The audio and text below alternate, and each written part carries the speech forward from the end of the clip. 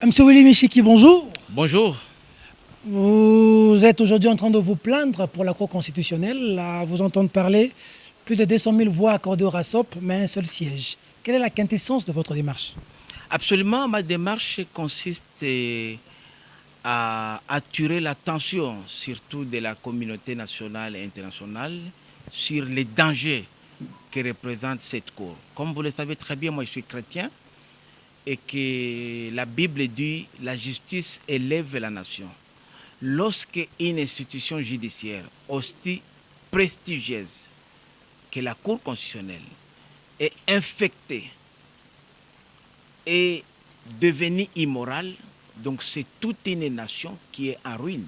Même les chefs de l'État, son pouvoir pourrait être remis à cause. Demain, je ne serais pas surpris qu'il y ait un Tambwe Mwamba là-bas qui initie une action de mise en accusation du chef de l'État pour haute trahison et que la Cour les mette en justice. Vous reprochez quoi à la Cour? Je reproche à la Cour le manque d'objectivité, le marchandage politique, la corruption. Et c'est comme ça que nous avons dit que nous ne parlons pas de mon vin, nous avons des preuves.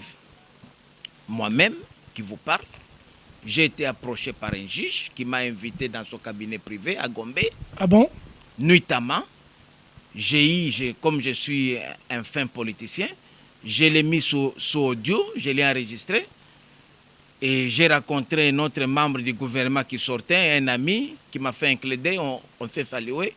J'ai des preuves et je demande à ces juges-là. Le juge vous avait dit quoi quand vous êtes vu? Bon, je préfère encore mettre à ce stade. Ce n'est pas du chantage parce qu'on vous a gommé là-bas, on vous a invalidé. Non, c'est-à-dire que je lui ai donné 72 heures de présenter des excuses publiques. Il s'appelle comment le juge? Non, je ne veux pas le dire maintenant, puisque si je le disais, j'amènerai l'audio, je vous remettrai tout. On en a besoin pour que ce ne soit pas du chantage. Prenez votre mal en patience. Dans 72 heures, on reviendra encore ici, là où nous sommes, dans cette salle, et vous aurez toutes les informations. Vous avez dit quoi exactement?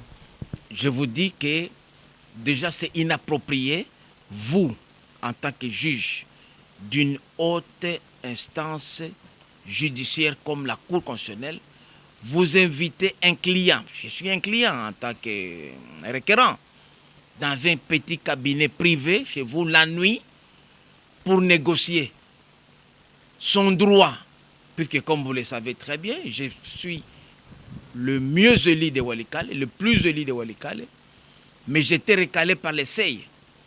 Mais la même Cour constitutionnelle a reconnu au RASOP les CEI ayant été atteint avec plus de 216 000 voix, mais curieusement, les RASOP ne se retrouvent qu'avec un seul député, Emery Okouj. Est-ce que ça a un sens, mon frère, entre nous? C'est ça qui frustre. Alors moi, j'ai dit, ça, c'est sur le plan maintenant. Mais il y a beaucoup de problèmes comme ça. Il y a des problèmes des gens qui sont déguerpis dans leur maison, il y a des femmes violées, il y a des femmes abandonnées, des enfants... Tout ça, c'est le système dans lequel Willy Michiki a contribué. Aujourd'hui, vous le regrettez peut-être, hein? Parce que ce système est un système construit aussi par le RASOP, le Lengankoye, Willy Michiki, qui était récemment ministre. Non, justement, c'est ce qu'on ne comprend pas. Les ministres n'ont pas beaucoup d'influence, même au Lengankoye. Vous avez contribué à l'élaboration de ce système que vous décrivez aujourd'hui. Vous savez pourquoi tout le monde a pointé les doigts sur moi quand j'avais dit que le président Tshisekedi ne reviendra pas? Vous avez prédit la mort du Sphinx, vous nous rappelez. Vous êtes à la base peut-être de sa mort, certains ont dit. Vous avez suivi. J'avais dit que le président Tshisekedi ne reviendra pas occuper le poste de Sensa. Regardez le poids de Tshisekedi et de Olengankoy aujourd'hui, là où il est. Vous voyez vraiment Tshisekedi Wamolumba occuper ce poste-là?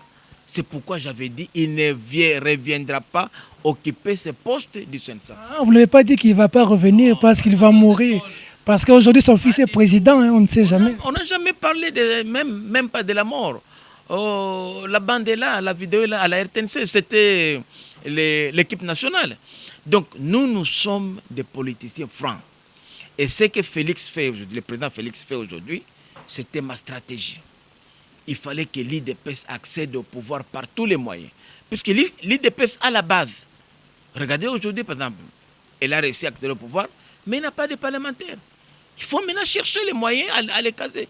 Puisqu'on ne peut pas faire la politique si on n'a pas de moyens. C'était mon combat de tout le temps. Et je l'ai partagé avec le président Tshisekedi. Nous avons les gens, mais les gens sont pauvres. Et les ennemis qui nous entouraient à l'époque, et qui sont encore toujours là, ont trouvé à moi un homme dangereux. Il fallait me séparer du vieux. Mais le vieux, à sa mort, je n'ai jamais eu de problème avec Tshisekedi. Alors maintenant pour la Cour, vous allez faire quoi? Parce que la Cour a déjà rendu son arrêt, les erreurs matérielles. La Cour a fait son arrêt, mais fait rien. Le problème pour nous, c'est que aujourd'hui, cette Cour-là, c'est une Cour qui rend 2 arrêts au nom du chef de l'État. Comme le président de la République n'est pas pressé de s'en débarrasser, nous, la population, nous pouvons le faire. Vous allez le faire comment? Nous allons marcher sur cette Cour au Burkina Faso. On a marché sur le Parlement seulement. Le président n'a même pas entendu que les gens arrivent chez lui au palais. Il s'est réfugié en Côte d'Ivoire. Et tout le système s'est effondré. Mais il faudrait que les gens prennent à conscience que la justice élève la nation. Et la Cour constitutionnelle, c'est la plus haute instance juridictionnelle. Si la Cour est corrompue, à ce niveau, infectée et déjà immorale, qu'est-ce qu'on peut attendre des cours inférieures? C'est ça le problème. vous cherchez la vérité des urnes à votre niveau à la Cour. La vérité des urnes, ce n'est pas mon combat à moi. Ça, c'est déjà... La vérité des urnes de Willy Michiki qui avait eu beaucoup de voix. Non, moi-même, c'est rien. Moi, ça ne me dérange pas, parce qu'on m'avait déjà prévenu à la Cour. On m'a dit, comme la liste la plus faible de Walikale et de l'INC, ne vous attaquez pas au cash. Attaquez-vous à quelqu'un de AFDF allié, Madame Kester. On m'a même donné les noms. Attaquez-vous à... Bien sûr, on m'a dit, attaquez-vous à Madame Alfani Machozi, la Kester actuelle. Là, nous vous remettons votre siège. Moi, j'ai dit, je suis professeur de droit, je suis juriste de formation. Vous trouvez normal que j'aille m'attaquer à une deuxième famille politique alors qu'il y a la 4e qui est là? J'ai dit non, ma conscience va me déranger. Moi, je voudrais quand même être logique avec moi-même. Soit vous me restituez mon siège, ou vous les gardez, c'est pas... De toute façon, je suis fier d'être élu, je suis dans le cœur des Walikaliens et Walikaliennes. Ça ne change rien. Votre décision ne... Donc, c'est pourquoi... Vous restez dans le cœur de Congolais du côté de Walikale. Du Walikale, je suis là. C'est pourquoi on a voulu tenir cette conférence de presse aujourd'hui, les jours de la journée internationale de la population. Puisque la population m'a accompagné dans ces combats, vous vous rendez compte que je suis allé en campagne 14 jours. Je venais de la prison. On m'a condamné 4 mois pour coups et blessures. Vous avez tapé quelqu'un? Justement, c'était du montage. Vous avez donné des coups, excellent. Ce que je vous dis, c'était du montage politique. Ça se fait toujours. Et ils ont calculé juste avant la campagne. Et quand ils m'ont arrêté, ils m'ont invalidé d'abord pour double nationalité. Donc c'était du montage. Et arrivé à campagne, je n'avais que $35, Peter. Walikale, c'est 24 500 km².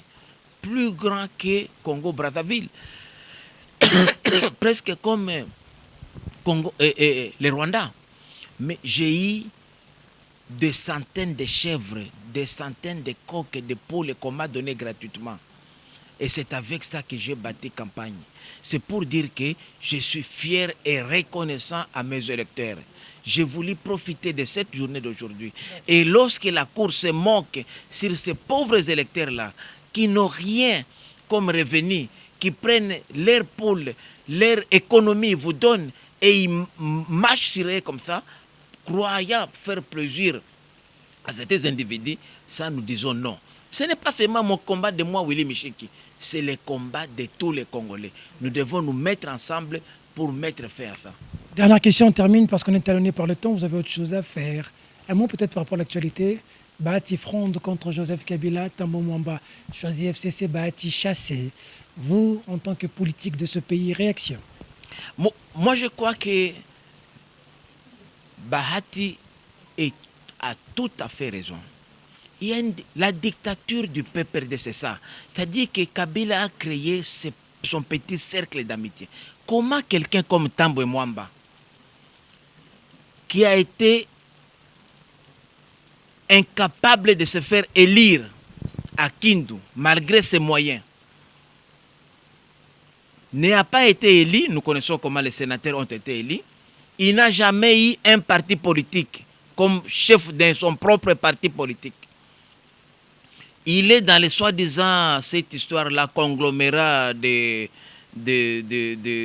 mercenaires, comme Mouzé les appelait là, les FCC actuels. Le conglomérat des aventuriers. Des aventuriers, comme Mouzé les appelait bien.